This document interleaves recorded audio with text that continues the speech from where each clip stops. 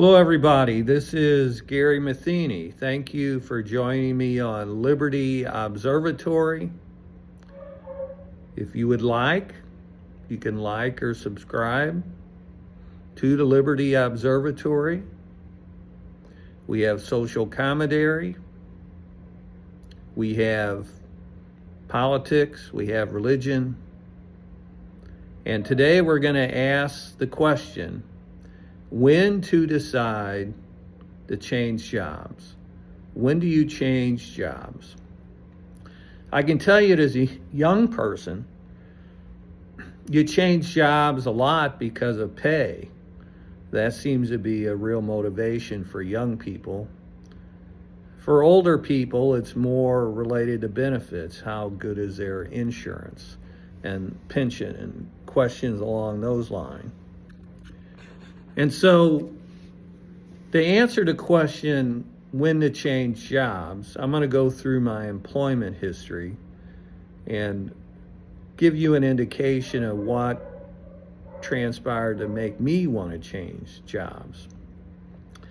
And I'm going to talk about 4 or 5 jobs and try and be brief and give you some insight into motivations and circumstances. I graduated from Southwest Missouri State University in Springfield in 1976 in the spring. In the fall of 1976, I landed my first job post-college. I had jobs in high school and jobs in college, but my first job post-college was as an assistant office manager in a 2-man office. So you can tell right off of the bat that, assistant office manager in a 2-man office.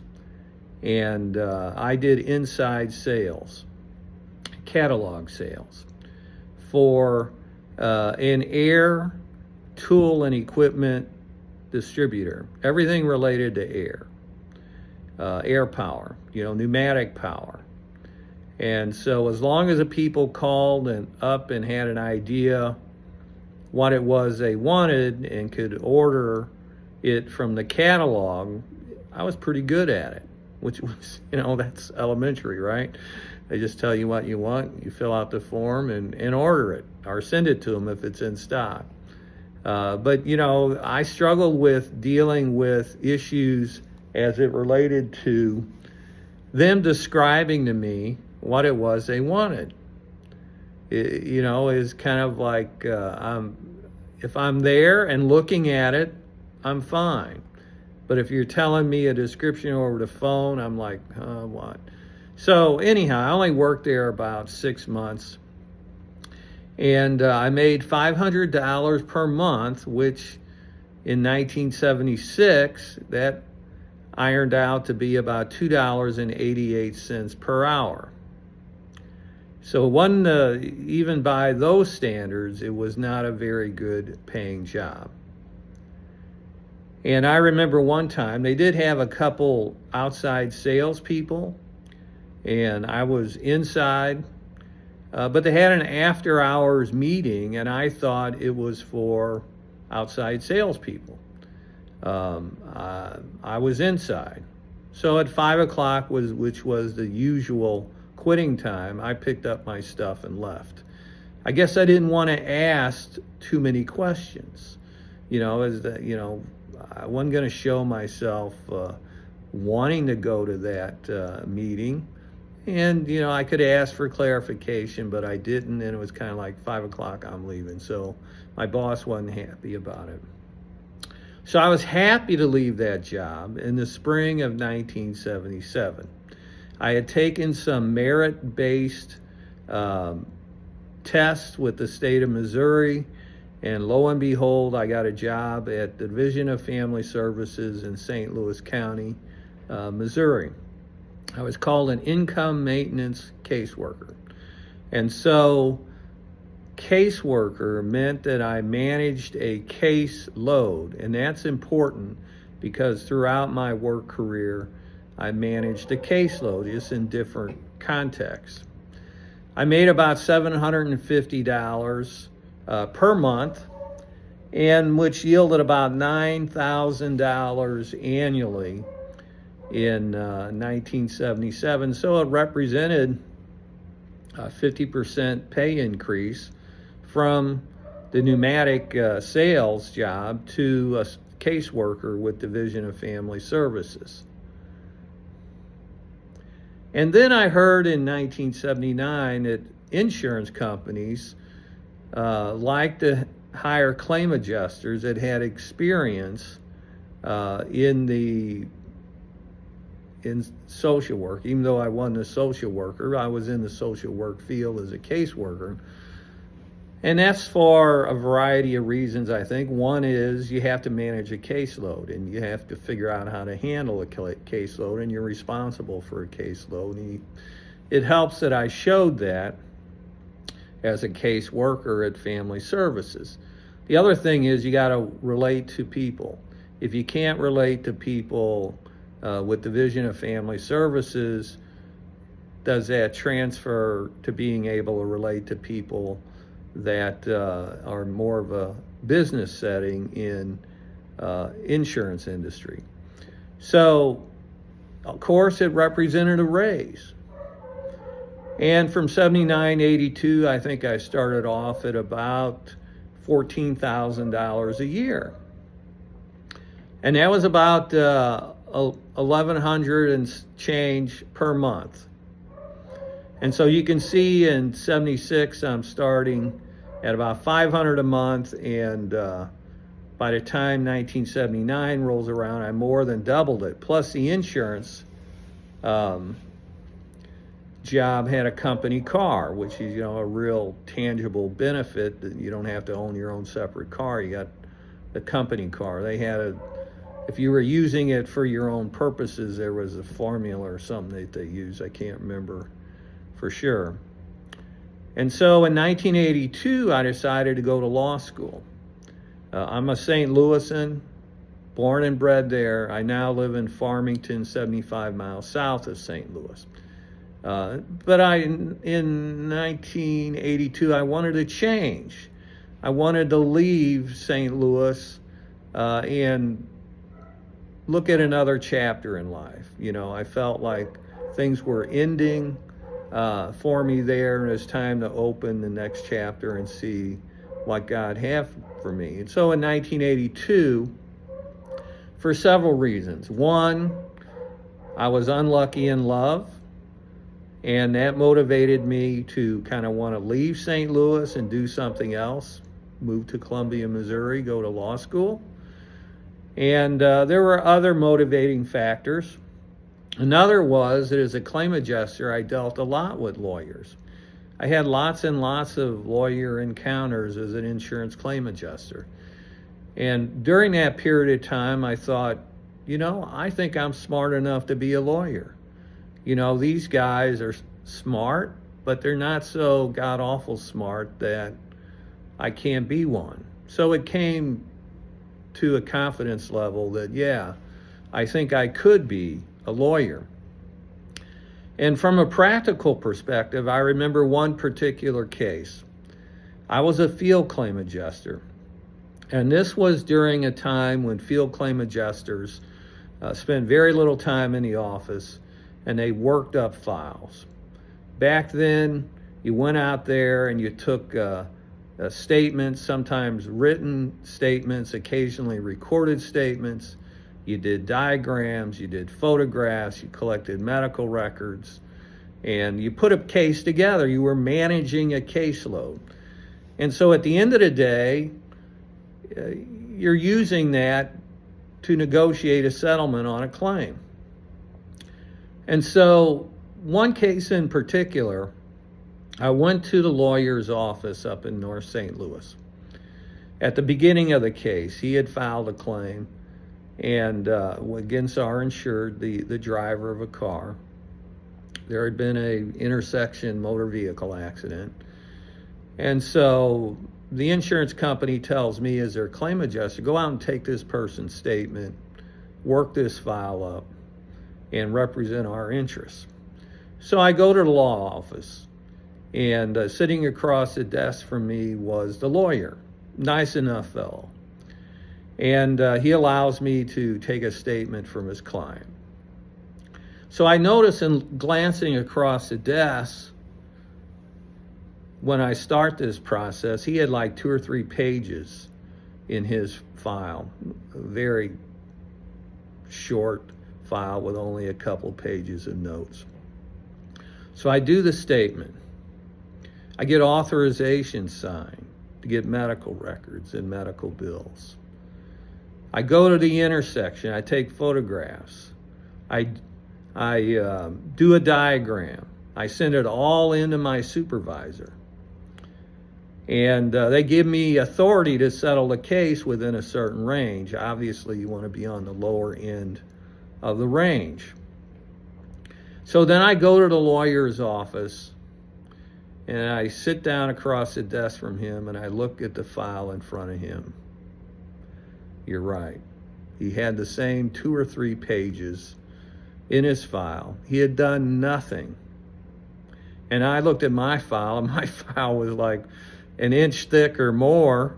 It wasn't a huge auto accident, but it was fairly significant. But my file was like thicker. And I thought to myself, I am on the wrong end of this table. I need to be on the other end of this desk. So finances, young people, money is important. They need to have money to get traction in life. And becoming a lawyer was attracted to me on a various levels, including the financial. Well, of course, I went to law school. I was there from 1982 to 1985 at Mizzou. And the first law job I got of significance would be in early 1986. I had worked a small job for a month or so, and it just wasn't my cup of tea in the fall of 1985. So in 1986, I take a job with a small law firm in Granite City, Illinois. And so that was roughly about $22,000 per year. So I'm up to about $1,500 or $1,800 per month. I didn't finish high in the law school. I finished about in the middle of the law school. So people didn't come to me, Gary, you're a great lawyer. We want you, come work at our silk stocking law firm. This was somebody that finished in the middle of the class that had to get out and hustle, that had to do some grunt work. So from around 1986 to 1988, I worked for a small law firm in Granite City, Illinois, across the river from St. Louis. I did mostly workers' compensation insurance. And then in 1988, and one of the few times in my life, somebody actually sought me out. A law firm in St. Louis had about 25 lawyers, which is, mid-sized to large, but not that big in city of St. Louis downtown, because he had some law firms that had about 100 people, 100 lawyers. And so it was a decent-sized law firm, and I worked there from 1988 to 1993. And when I left, it made about $70,000 per year. And so that was about $5,800 per month.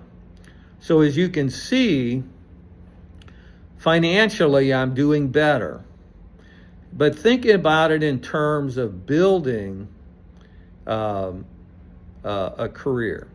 One thread that handles through this whole process is managing a caseload. At Family Services, I managed a caseload. At the insurance company, I managed a caseload. As a lawyer, I managed a caseload. You were just in different contexts, different issues, but you're managing a caseload. And of course, the more educated you get, you become a lawyer, the greater the compensation. And so basically in 1993, I moved down to Farmington, Missouri, and started a solo practice.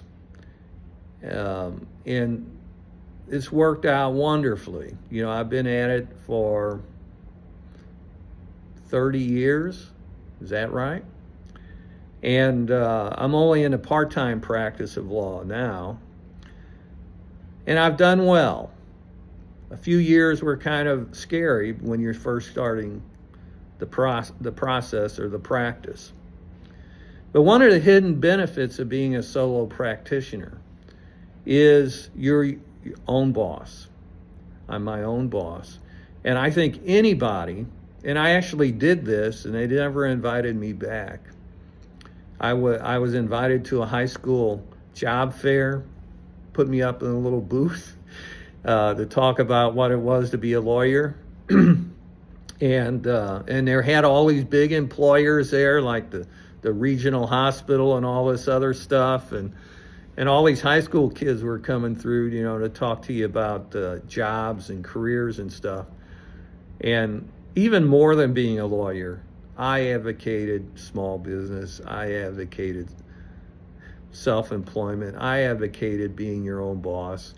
And I think I probably advocated it a little bit too heavily because, here you had all these big employers who were trying to get people to become a corporate cog.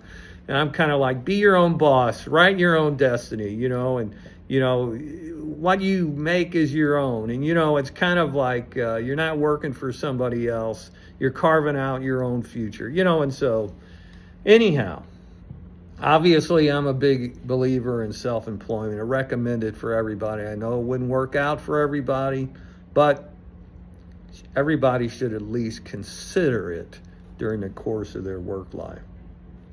I also have been this public administrator of my county, which is a political job from 2017 to 2024. Throughout that time, I continued my practice of law as part-time, and it's hard for me to say the word retirement. It really is. So I'll say I'm semi-retired or semi-employed. That sounds a little bit better because I'm still part-time in the practice of law. And so, as I've said before, the common thread has been managing a caseload. I built a career looking at my options, thinking about my future, having some prayer time, trying to insight God's will for my life. And at the end of the day, it worked out very, very well. Have no complaints. And yet I say on the one hand, build a career. Build whatever you got, build from it. And you can get to a place that you need to be. But there's a new quality associated with career. And that is be willing to make changes. Not just small changes, but big changes. You see, there's passion and there's creativity. And towards the end of your work life, you should be considering passion and creativity and not be so focused upon the financial aspects of it, nor the building aspects of it. So I threw you a curve at the end of this and say at the end of the day, find your creativity, find your passion, and follow that path, but do it one step at a time. Thank you very much for joining me for this episode of Liberty Observatory.